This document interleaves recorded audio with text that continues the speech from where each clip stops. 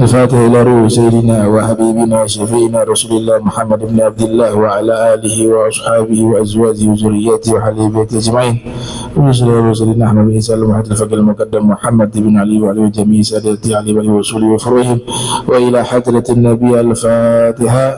أعوذ بالله من الشيطان. بسم الله الرحمن الرحيم. الحمد لله رب العالمين الرحمن الرحيم مالك يوم الدين. إياك نعبد وإياك نستعين اهدنا الصراط المستقيم صراط الذين أنعمت عليهم غير المغضوب عليهم ولا الضالين. آمين. السلام عليكم ورحمة الله وبركاته. Alhamdulillah, alhamdulillahil kabir muta'al, thumma assalatu wassalamu ala sayyidina Muhammad maula Bilal wa ala alihi wa sahbihi khairi sahabin wal al. Amma ba'du, subhanak la ilma lana illa ma 'allamtana innaka antal alimul hakim. Rabbi israh li sadri wa yassir li amri wahlul 'uqdatan min lisani yafqahu qawli wa saddid lisani wahdi qalbi bihaqqi sayyidina Muhammad sallallahu alaihi wa alihi wa sallam. Ya man huwa fi 'uluwihi ka'in, ya man huwa fi fi'li hamid, ya man huwa fi majdihi matin. Allahumma akrimna bi nuril fahmi wa akhrijna min zulumatil wahmi warzuqna fahman nabiy wa hifdzal mursalin wa ilhama malaikatil muqarrabin. Rabbana zidna ilman wa fahma wa akla ya akramal akramin bihaqqi sayyidina Muhammadin khatamil anbiya'i wal mursalin ya rahman ya rahim. Wa sallallahu ala sayyidina Muhammadin wa ala alihi wa sahbihi wa barak wa sallam walhamdulillahi rabbil alamin. Walal musannifu rahimahullah wa radiyallahu ta'ala anhu wa ardah wa nafa'ana bihi wa bi'ulumihi wa amaddana bi asrarihi wa aadana min barakatihi fid darain. Radiyallahu ankum. Faslun ila anqal fala tudayyi'uha. Na'am. Wa qad sahha annahu alaihi salatu wassalam ra'a lailatal isra'i qauman turdahu ru'usuhum ay tudaqqu wa tuksaru kullama rudihat aadat kama kanat wa la yaftur ay yuakhiru anhum dhalika. Faqala man haula ya Jibril? Qala haula alladhina tatathaqalu ru'usuhum 'ani salatil maktubah wa ma zalamahumullahu syai'a. Akhrajahu at-Tabari fi tafsirih wal Imam al-Baihaqi fi Dalail Nubuwah an Sayyidina Abi Hurairah radhiyallahu ta'ala anhu wa ardah. Alhamdulillah, puji syukur kehadirat Allah, salawat salam senantiasa tercurahkan kepada junjungan mulia Nabi tercinta, Nabi sallallahu alaihi wa alihi wasallam beserta seluruh keluarga beliau, sahabat beliau dan umat beliau yang senantiasa melaksanakan ajaran beliau hingga akhir masa nanti. Yang sama-sama kita muliakan Imam Masjid Al-Muttaqin Amin Wanci Albar Mata'anallahu ta'ala, dan juga kepada Al-Habib Alwi Albar wal hadirin hadirat, para habaib, para asatis, para sesepuh yang insyaallah seluruhnya dirahmati Allah subhanahu wa ta'ala. Diriwayatkan bahwa sesungguhnya Rasul sallallahu alaihi wasallam ra'a lailatal isra'i qauma, beliau melihat di malam Isra sekelompok kaum atau sekelompok manusia turdahu ru'usuhum ay tudaqqu wa tuksaru, dibenturkan kepala-kepala mereka hingga hancur. Kullama rudikhat adat kama kanat, setiap kali dihancurkan kepala mereka dengan dibenturkan, maka dia kembali utuh seperti semula sebagaimana awal ya. Dan dilakukan terus menerus seperti itu hingga Nabi SAW beliau bertanya kepada malaikat Jibril, man haula ya Jibril. Ya, jadi Allah Ta'ala memperlihatkan namanya alam mithal, peristiwa Isra wal Mi'raj. Ketika Nabi melakukan perjalanan Al-Isra itu, Nabi berada di satu alam, bukan alam dunia. Jadi peristiwa Isra itu namanya alam mithal, alam permisalan. Ya, jadi Allah Ta'ala memisalkan kejadian-kejadian di hadapan Rasul Sallallahu Alaihi Wasallam. Nah, makanya di perjalanan itu boleh temukan banyak peristiwa. Nah, di antaranya adalah Nabi melihat ada sekelompok kaum membenturkan kepala mereka hingga hancur. Setelah hancur, kepala itu kembali utuh seperti semula, kemudian dibenturkan kembali hingga hancur. Begitu terus menerus tanpa henti-hentinya. Maka Nabi bertanya, wahai Jibril, ini siapa mereka ini? Dijawab oleh malaikat Jibril, haula'il ladzina tatathaqalu ru'usuhum 'anis salati maktubah. Mereka ini adalah orang-orang yang kepala-kepala mereka itu berat untuk sujud kepada Allah. Artinya apa? Berat melaksanakan sholat 5 waktu. Wa ma zalamahumullahu syai'a, dan Allah sama sekali tidak menzalimi mereka. Ini hadis diriwayatkan oleh Imam At-Tabari yang lahir tahun 224 Hijriah, wafat 310 Hijriah. Di dalam tafsir beliau juga diriwayatkan oleh Imam Al-Baihaqi dalam kitab Dalailun Nubuwah yang dilahirkan tahun 384 Hijriah, wafat 458 Hijriah, di dalam kitab tersebut. Di sini sebenarnya Nabi bertanya bukan karena Nabi tidak tahu, tapi untuk apa? Untuk memuliakan malaikat Jibril. Selalu disampaikan oleh para aulia wa sholihin bahwa posisi malaikat Jibril itu murid, posisi Rasulullah Muhammad sallallahu alaihi wasallam adalah guru. Salah satu bukti ya di peristiwa Mi'raj, malaikat Jibril belum pernah berjumpa dengan Allah. Bahkan seluruh malaikat, seluruh para nabi, seluruh para rasul, seluruh makhluk, belum ada satupun yang bertemu dengan Allah illa Nabiuna Muhammad sallallahu alaihi wasallam. Jadi pangkat Nabi lebih tinggi ya. Wa inna fadla Rasulillahi laisa lahu haddun fayu'bir anhu natiqun bifami. Ya, bahwa kemuliaan Nabi tidak bisa diberikan batasan. Pangkat terlalu mulia, terlalu tinggi. Nah, ini berarti menunjukkan bahwa pentingnya ya di akhir zaman ini Al-Habib Abdullah Al-Haddad kurang lebih wafat 300 tahun yang lalu,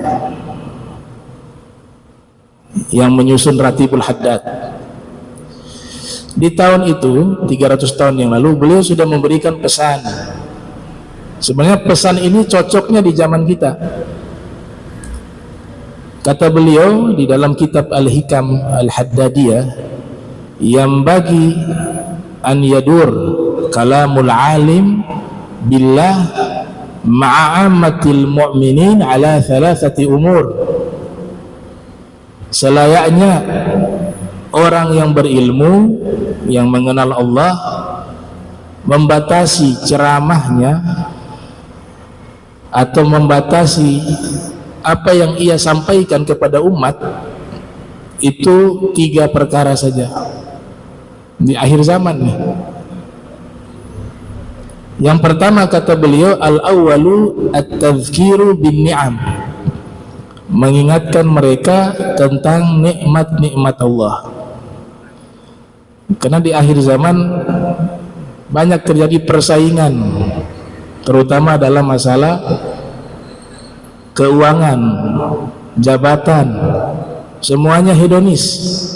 Menilai kemuliaan hanya dibatasi dengan masalah duniawi, materi. Maka Orang yang sudah cukup kadang-kadang selalu merasa kurang karena selalu melihat nikmat orang lain yang lebih banyak nikmatnya. Padahal kalau yang saat ini Allah berikan nikmatnya sangat besar, cuma dia lebih sibuk melihat nikmat orang lain. Akhirnya apa yang terjadi? Adanya muncul penyakit namanya hasad. Maka selalu ingatkan umat, kata Imam Haddad, untuk mengingat nikmat-nikmat. Wa in ta'uddu ni'matallahi la tuhsuha. Allah Ta'ala berfirman, jika kalian menghitung satu nikmat Allah yang Allah berikan pada kalian, niscaya kalian tidak akan bisa menghitungnya. Satu nikmat saja. Di dalam ayat lainnya Allah Ta'ala berfirman, la in syakartum la azidannakum wa la in kafartum inna azabi lasyadid. Kalau kalian bersyukur, niscaya aku akan tambahkan nikmat itu untuk kalian. Nah, nikmat yang terbesar yang Allah berikan pada kita yang paling pertama, ya, menurut para ulama, nikmat Islam. Allah hidupkan kita di dunia ini dalam keadaan sebagai seorang muslim yang mukmin kepada Allah dan Rasulnya Muhammad sallallahu alaihi wasallam. Ini nikmat yang paling tertinggi. Ya, nahnu fi rauhin wa roha wa huburin wa istiraha. Ni'matul Islam a'la ni'mat halat bisahah, kata para ulama. Nikmat yang paling tertinggi adalah nikmat Islam. Belum lagi nikmat-nikmat yang lain. Tuh. Ada nikmat sehat, ya, nikmat sehat wal afiyah. Oh, itu nikmat sangat besar. Ya, Imam Ghazali mengatakan nikmat sehat ini yang tahu orang sakit. Orang sehat gak bisa tahu nikmat sehat. Kita nih yang masih sehat belum tahu tuh nikmat sehat itu seperti apa, belum. Kalau mau tanya nikmat sehat, tanya ke orang yang sakit. Dia rela mengeluarkan biaya 200 juta, 300 juta, 1 miliar, bahkan pergi ke negeri yang jauh untuk mencari kesehatan. Ini nikmat. Maka Nabi SAW mengatakan, ni'matani makbunun fihima kathirun minan nas, as-sihhatu wal faraq. Hadis riwayat Imam Muslim yang lahir 204 wafat 261 Hijriah. Ada dua nikmat yang kebanyakan manusia lupa, kata Rasul, dan memang kenyataannya seperti itu. Yang pertama nikmat sehat, yang kedua nikmat waktu luang. Berapa banyak waktu dibuang-buang percuma melakukan perbuatan-perbuatan yang gak ada manfaatnya. Dan nikmat-nikmat ini kalau tidak digunakan dengan baik, ini nanti ditanya oleh Allah. Allah sudah kasih nikmat kepada kita, kita tidak pergunakan dengan baik, ada konsekuensinya. Nikmat makan. Sekarang saudara-saudara kita di Palestina, jangankan makan, minum saja susah. Kita dikasih oleh Allah nikmat bisa makan siang, makan malam, gak ada yang kurang, alhamdulillah. Nikmat aman, mau kemana saja kita aman, mau ke pasar aman, ke masjid aman, ke kantor. Ini semua nikmat yang kadang-kadang kita lupa syukuri. Yang kita pikirkan nikmat nanti yang lebih tinggi lagi, mobil 10, aset tanah sekian hektar. Akhirnya dia lupa nikmat-nikmat ini yang Allah berikan setiap waktu, setiap saat. Tidak dilarang dalam beragama, sukses, gak ada masalah, tapi itu bukan tujuan, ikhwan. Tuh. Nah, nikmat ini ada konsekuensi. Apa konsekuensinya? Di dalam Al-Quran Allah Ta'ala berfirman, "Tsumma latus'alunna yawma idzin 'anil na'im." Tsumma, kemudian nanti, latus'alunna dalam taukid, pasti akan ditanyakan. Kalau pasti berarti semua gak luput. Semua nih kita gak luput dari pertanyaan ini. pasti Allah bertanya kepada tiap kita masing-masing. Latus alunna yauma idzin, sungguh atau pasti akan ditanya di hari tersebut, anin naim, daripada nikmat yang Allah berikan pada kalian. Nabi menafsirkan ayat ini di dalam hadis yang diriwayatkan oleh Imam Tirmidzi yang dilahirkan tahun 209 wafat 279 Hijriah. Di dalam sunannya, la tazulu qadama 'abdin yaumal qiyamati hatta yus'ala an arba. Tidaklah seorang hamba melangkahkan kakinya di hari kiamat melainkan akan ditanya atas dirinya 4 nikmat. Nah, di sini 4 nikmat. Ya, mafhum mantuknya 4 nikmat. Yang pertama, an umrihi fima afna. Allah akan tanya umur. Saya berikan kamu jatah umur hidup di dunia 70 tahun. Coba kira-kira dihitung berapa banyak waktumu untuk menyembahku, berapa banyak waktumu mengingatku, berapa banyak waktumu menangis dalam kesendirian atas dosa-dosamu. Itu dihitung satu persatu. Kalau mau jujur-jujur pasti lebih banyak yang lalai. Kita semua termasuk, pasti banyak waktu yang kita gunakan itu dalam kelalaian. Sholat saja hanya berapa menit, 5 waktu itu. Ya, itu juga sholatnya pikiran kesibukan di luar. Nah, ini akan ditanya oleh Allah umur. Ketika disebutkan Allah akan menanyakan umur, berarti umur itu nikmat. Yang kedua, kata Nabi sallallahu alaihi wasallam, an ilmihi fi ma fa'al, ditanya nikmat ilmu. Nah, ilmu juga nikmat. Ada riwayat,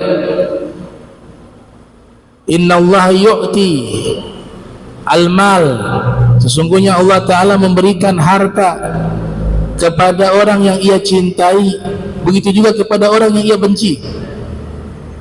Harta, kekayaan Allah kasih kepada siapapun.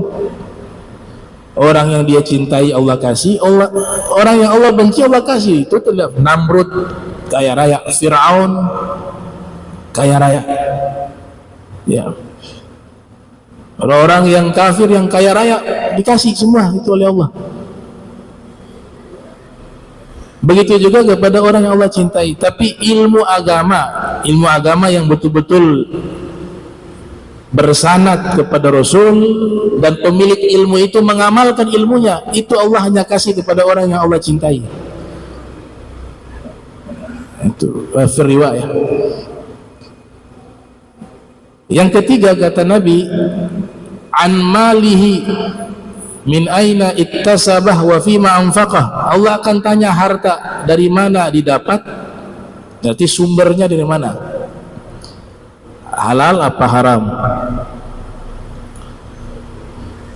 Setelah didapat Allah tanya lagi, kamu habiskan untuk apa? Malu kalau nanti dijawab saya timbun harta, nggak pernah saya keluarkan hatta untuk zakat. Nauzubillah min dzalik, diazab.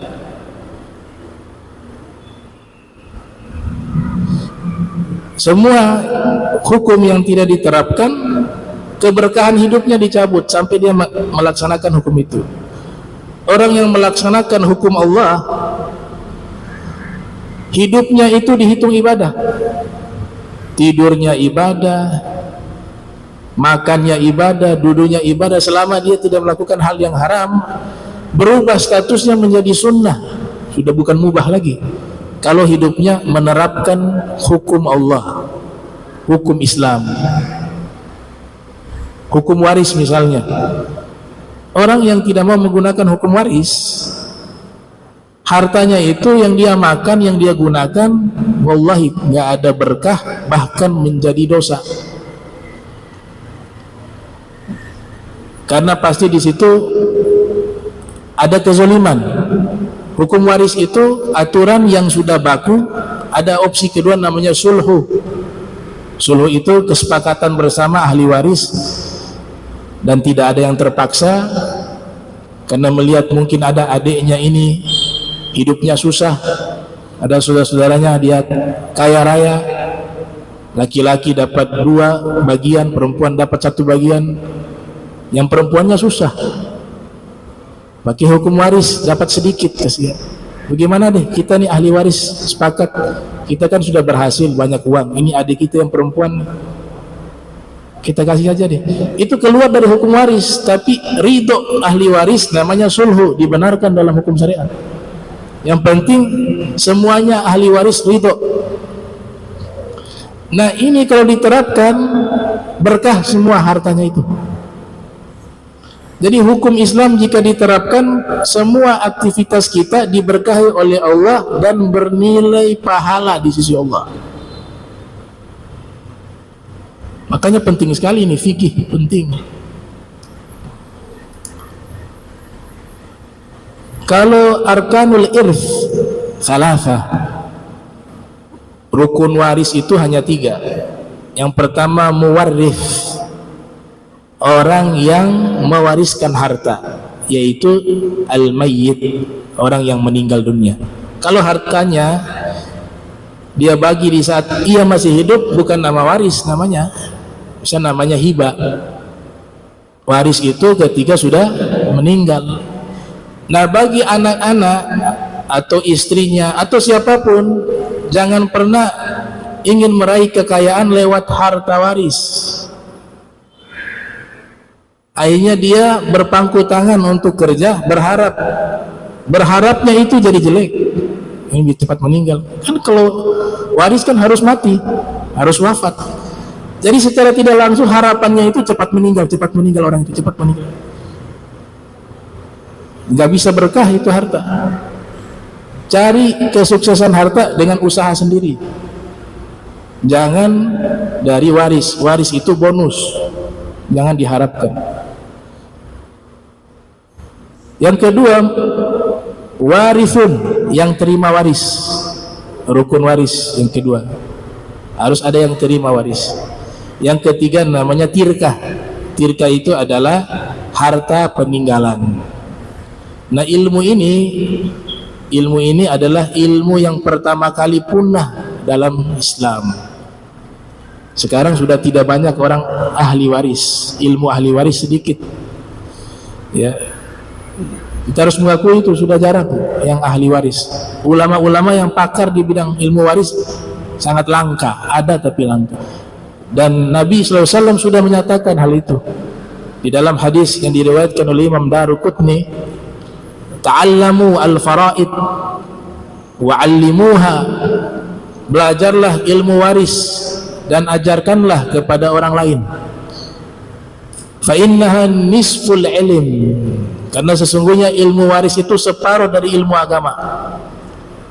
Wa huwa yunsa, akan tetapi dia dilupakan, kata Nabi sallallahu alaihi wasallam. Minat orang belajar ilmu waris sangat sedikit, ya karena memang sulit juga ilmu itu. Wa huwa yunsa. Wa awwalu ilmin, wa fi riwayah awwalu syai'in yunza'u min ummati, dan ilmu pertama yang dicabut oleh Allah dari umatku adalah ilmu waris, kata Nabi Muhammad SAW. Namanya ilmu faraid. Nah para fuqaha sebagian memisahkan bahwa ilmu faraid ilmu hukum yang independen tersendiri. Sebagian para fuqaha memasukkan ilmu faraid di dalam bab ilmu fikih muamalah. Jadi ada yang memisahkan, dia ilmu tersendiri, ada yang menggabungkan dengan fikih muamalah. Nah Imam Syafi'i rahimahullah yang lahir tahun 150 wafat 204 Hijriah, beliau pernah menyatakan bahwa lebih baik saya memikul gunung daripada masalah waris. Karena masalah waris berat, kebanyakannya berkelahi,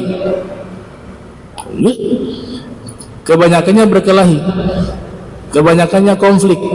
Makanya Imam Syafi'i mengatakan lebih baik saya memikul gunung daripada saya urus nih masalah faraid. Ya, cuma ulama, kasihan ulama ini sebenarnya korban. Kalian pikir enak jadi ulama? Ngajar salah dosa, yang ikut ini gak berdosa, yang nanggung ulamanya. Ketika ada yang bertanya wajib harus menjawab kalau tahu. Ketika tidak diajarkan berdosa yang dia ketahui. Berarti korban sebenarnya ulama itu. Yang enak umat. Gak bisa salah berfatwa. Kalau ada yang bertanya harus menjawab. Kalau keliru dia yang berdosa, orang yang ikut gak berdosa. Tuh.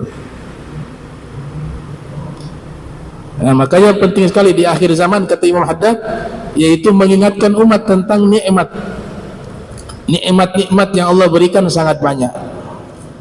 Wahab bin Munabbih mengatakan di antara nikmat yang sekian banyak ada 3 nikmat utama kata beliau. Beliau mengatakan ru'usun ni'ami thalathah. Puncak kenikmatan ada 3. Yang pertama kata beliau ni'matul Islam allati tatimmu ni'mah illa biha. Nikmat Islam ini adalah nikmat yang menyempurnakan semua nikmat. Antum manusia paling kaya sekarang kan jaga survei juga, orang paling kaya di Indonesia nomor 1 siapa, yang paling kaya nomor 2 sih, dikeluarkan hartanya banyak, tapi tidak dapat nikmat Islam, gak dapat nikmatnya, hanya nikmat yang semu dan fana. Para ulama terdahulu mengatakan orang yang sudah di dalam hatinya ada 2 kalimat syahadat, kalau Allah buka hijab, dan orang itu orang yang tidak pernah taat ya, ahli maksiat, tidak pernah taat dengan perintah Allah, cuma Allah kasih dia sebagai seorang muslim.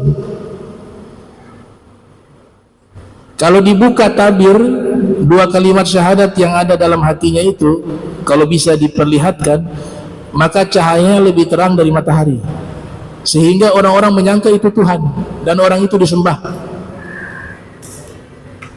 Itu seorang muslim karena dalam hatinya ada syahadatain.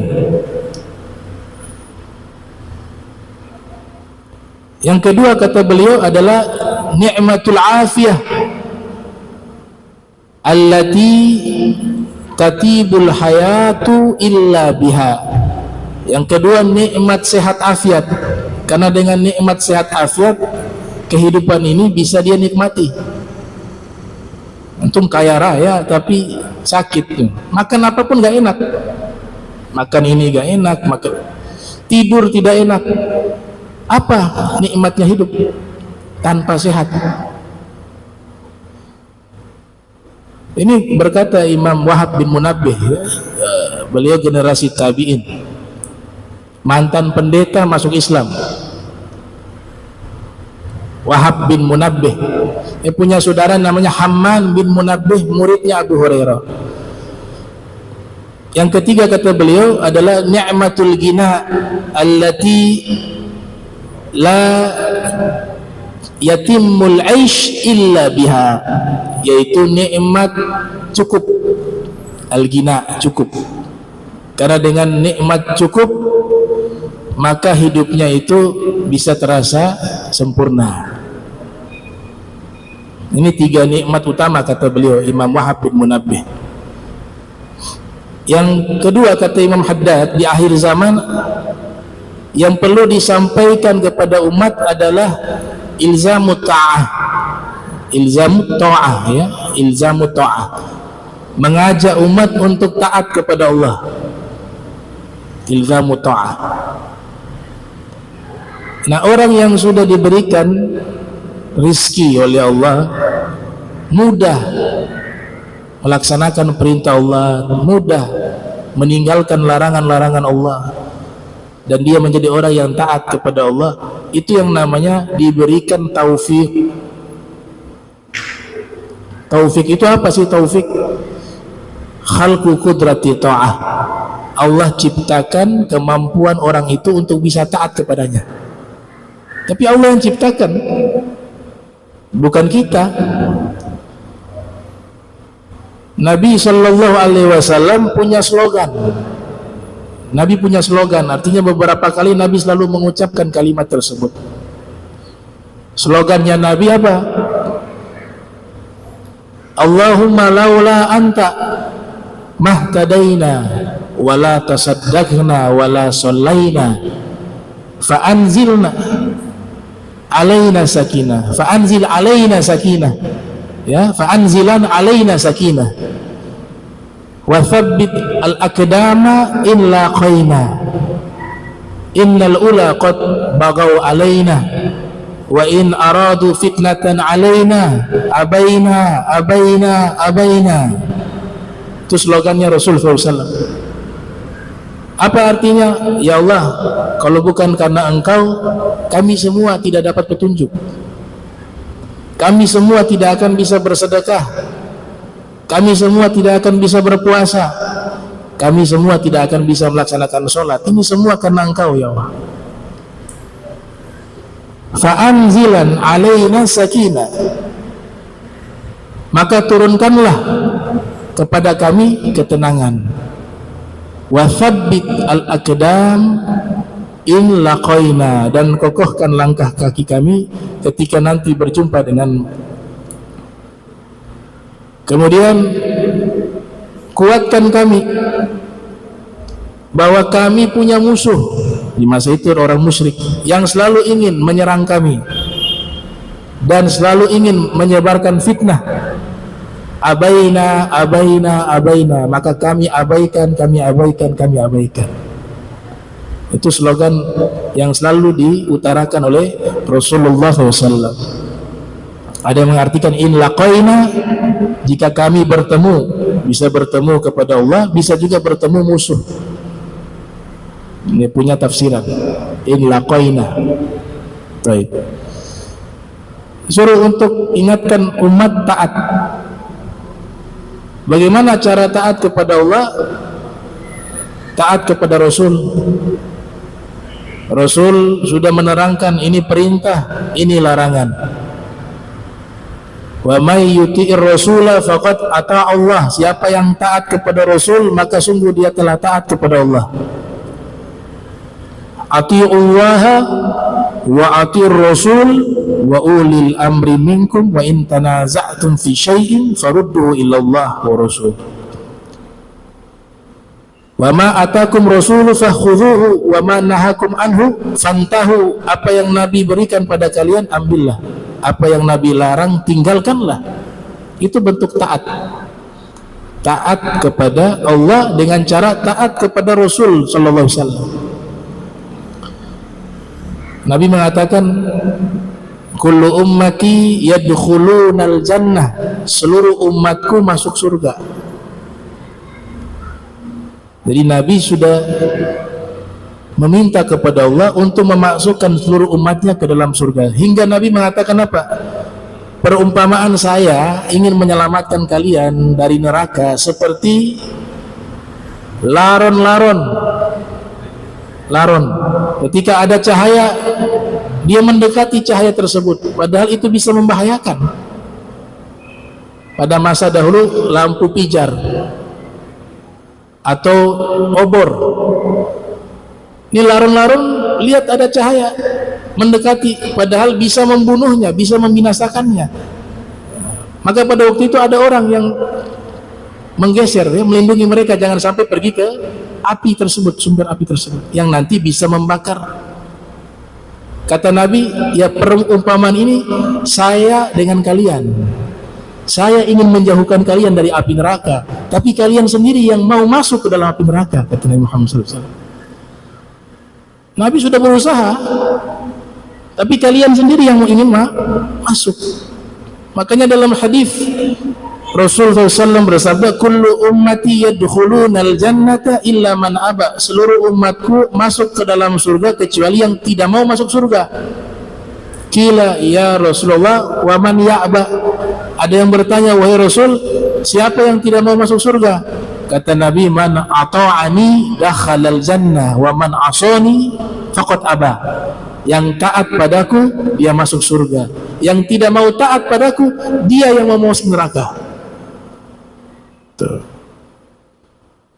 Ya, ingatkan untuk taat. Yang ketiga, kata Imam Haddad, al-thalithah atau al-thalith istinabul ma'asiyah, mengingatkan umat untuk menjauhi maksiat. Menjauhi maksiat. Yang namanya maksiat ada dua macam. Maksiat pertama, segala apa yang dilarang oleh agama, oleh Allah, oleh Rasul, dia kerjakan, itu maksiat namanya. Allah, Rasul melarang, tapi dia kerjakan, namanya maksiat. Allah wa Rasul melarang meminum minuman keras, dikerjakan, namanya maksiat. Allah dan Rasul melarang berzina, dikerjakan zina, namanya maksiat. Allah dan Rasul melarang praktek riba, rentenir, murabi, dia kerjakan, itu namanya maksiat. Jadi definisi maksiat yang pertama, seluruh larangan agama dia kerjakan. Apa yang dilarang oleh agama dia kerjakan, namanya maksiat.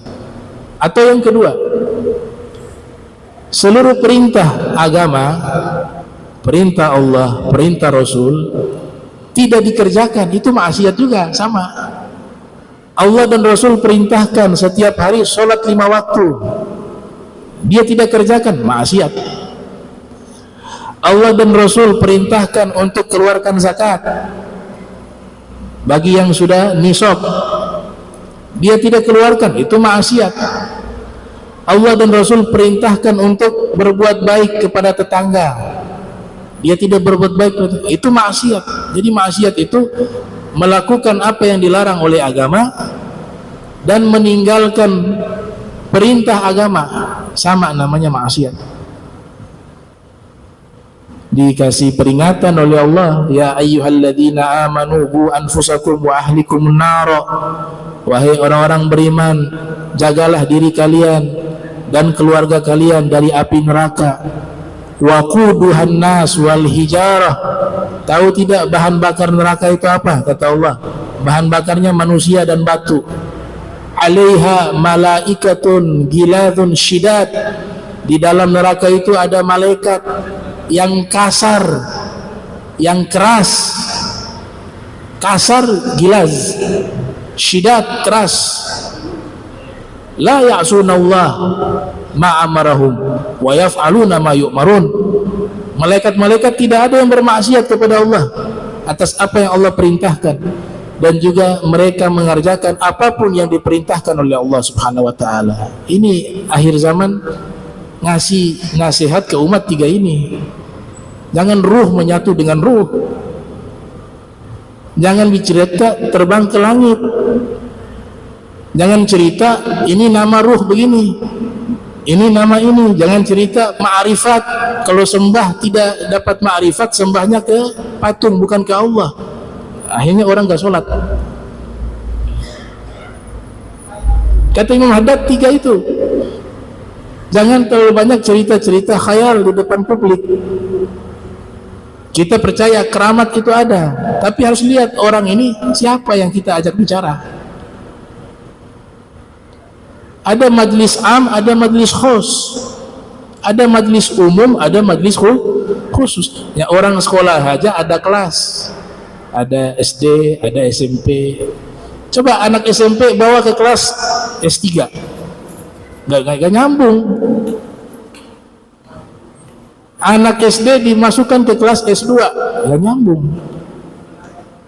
Begitu juga nanti anak, ya, orang yang sudah doktor mundur ke pelajaran SD kelas 3, nggak nyambung juga. Kata Imam Haddad, kalau tiga ini yang disampaikan ini bermanfaat bagi umat. Ingatkan bahaya maksiat. Ittaqun nar walau bisyikki tamrah fa in lam tajidu fa bi kalimah thayyibah. Dalam syair dikatakan, khalli dhunub saghiraha wa kabiraha fa huwa tuqa wasna kamashi fawqal ardi syauqi yahdharu ma yara la tahkiranna saghiratan innal jibala minal hasa. tinggalkanlah dosa, baik itu dosa kecil maupun dosa besar. Itulah takwa kepada Allah. Jadikan kalian hidup di dunia seperti orang yang berjalan di atas tanah yang penuh dengan duri. Kalian pasti akan berhati-hati ketika berjalan. Dan jangan meremehkan dosa sekecil apapun, karena sesungguhnya gunung yang besar dia terdiri dari batu kerikil yang kecil. Ada juga syair yang menyatakan, idza kunta fi ni'matin far'aha fa innal ma'asi tuzilun ni'am. Kalau kamu berada dalam kenikmatan, jagalah nikmat tersebut, karena sesungguhnya maksiat itu menghilangkan nikmat. Wa hafiz 'alaiha bitaqwal ilah fa innal ilah sari'un niqam. Dan jagalah nikmat tersebut dengan cara takwa kepada Allah, taat kepada Allah. Sesungguhnya Allah sangat cepat balasannya. Sari'un niqam. Fa kullu 'alimin akhadha yatakallamu ma'al 'ammah bighairi ma yadkhulu tahta hadhihi thalatha fa huwa fattan, kata beliau. Manakala penceramah, dai, ulama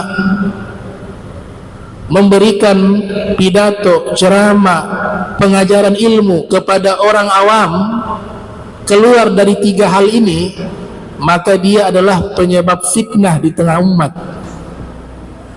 Imam Haddad mengatakan demikian. Ini cocok di zaman sekarang, karena semuanya direkam. Yang nonton ada orang awam, ada orang non-muslim, ada orang yang baru mengenal Islam, ada orang yang baru tobat, ada musuh juga. Ada yang pembenci juga, ada yang pencinta, macam-macam yang nonton. Nah, ini kalau tidak disampaikan sesuai dengan apa yang diajarkan tadi oleh Al-Habib Al-Haddad di zaman kita, kata beliau, fahuwa fattanun, maka dia menjadi penyebab fitnah. Al-fitnah naimah, la'anallah man aiqadhaha. Fitnah itu tidur, dan Allah melaknat orang yang membangunkan fitnah. Tuh. Nah, ini 3 nasihat yang disampaikan oleh Imam Haddad. Nah, kalau saya simpulkan, di zaman kita untuk ilmu agama yang paling penting disampaikan 3 ilmu itu. Tentang akidah, yang kedua tentang hukum fikih, yang ketiga tentang tasawuf akhlak yang membersihkan hati dari penyakit-penyakit hati, menghiasi dengan akhlak terpuji, ya, sebagaimana yang disampaikan oleh Hujjatul Islam Al-Imam Al-Ghazali. Itu kitab beliau Bidayatul Hidayah, itu bagus, cocok dibaca oleh orang-orang awam seperti kita. Bidayatul Hidayah. Kalau Ihya Ulumuddin harus ada guru, lebih bagus, karena ada ibarat-ibarat yang susah. Kalau risalah beliau jangan, risalah Imam Ghazali berat. Ada rasail beliau itu tasawuf falsafi. Ya, juga Syekh Abdul Qadir Al-Jailani, ya, kitab tasawuf akhlak Al-Ghunyah. Al-Ghunyah itu adalah ringkasan dari Ihya Ulumuddin. Kemudian Syekh Al-Wahab Sya'rani, ya, ada banyak kitab-kitab akhlak yang insyaallah sangat bermanfaat bagi umat, ya.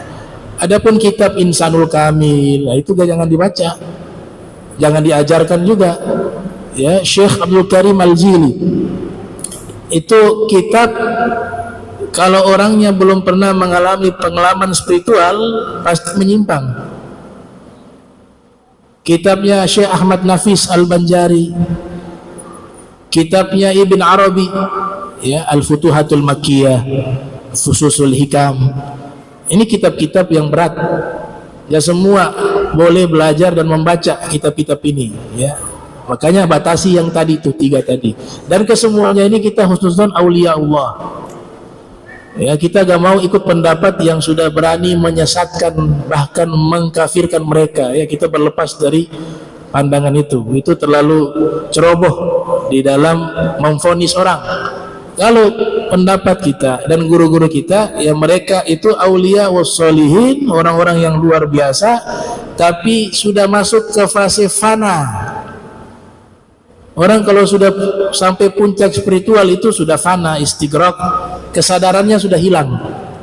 Sehingga apa yang dia ucapkan, apa yang dia tulis kadang-kadang itu keluar daripada hukum. Tapi sebenarnya maksudnya bukan seperti itu. Nah, yang membacanya ini yang salah. Kenapa kau harus ajarkan dan kenapa harus kau baca?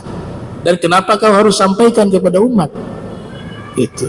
Dan ini pernah Nabi SAW mengumpamakan orang-orang yang sudah sampai ke maqam fana, ya. Ibnul Qayyim Al-Jauziyah menukil dalam kitab Madarijus Salikin, di situ beliau mengakui ada namanya al-fana, yaitu orang sudah sampai kepada puncak pengalaman spiritual yang membuat dirinya itu tidak sadar, sehingga seakan-akan dia bisa melihat orang-orang yang sudah mati bisa datang di hadapannya. Itu kemungkinannya dua, bisa dalam bentuk keramat, mungkin saja dengan kuasa Allah itu terjadi, atau kemungkinan kedua karena sudah hilang kesadaran sehingga berhalusinasi. Makanya Nabi SAW mengatakan ada orang, Nabi ceritakan, di tengah gurun pasir dengan kendaraannya, di situ dia letakkan seluruh makanannya. Perjalanan jauh di tengah gurun pasir, ini kendaraan unta atau kuda ini lari meninggalkan pemiliknya. Dia berada di tengah gurun pasir, jauh dari pemukiman. Akhirnya apa yang terjadi? Putus asa dia. Ini saya akan mati di sini. Semua makanan minuman sudah dibawa kabur oleh kendaraan tersebut. Dia cari satu tempat istirahat sesaat, tertidur. Ketika dia tertidur, dia bangun dari tidurnya, tahu-tahu dia lihat di depannya kendaraannya sudah ada tuh, di depannya. Saking dia bahagia, dia berdoa saat itu. Dia mengatakan, Allahumma anta abdi wa ana rabbuk. Ya Allah, engkau adalah hambaku, aku adalah Tuhanmu. Sebenarnya kan dia tidak bermaksud mengucapkan itu. Tentunya pasti yang dia maksud, ya Allah, engkau adalah Tuhanku, aku adalah hambamu. Tapi karena terlalu bahagia, sehingga apa yang dia ucapkan itu dia tidak menyadari. Ternyata itu keliru. Dia mengatakan, ya Allah, anta abdi wa ana rabbuk. Ya Allah, engkau hambaku, aku adalah Tuhanmu. Begitulah keadaan para wali-wali yang sudah fana. Apa yang mereka ucapkan itu sudah tidak disadari. Apa yang mereka tulis itu sudah tidak disadari. Sehingga banyak yang menjadi menyimpang karena menjadikan kitab-kitab itu sebagai bacaannya. Bahkan tidak sedikit yang akhirnya jadi stres, ya, jadi gangguan jiwa karena sebab ini nggak mampu. Dan itu ada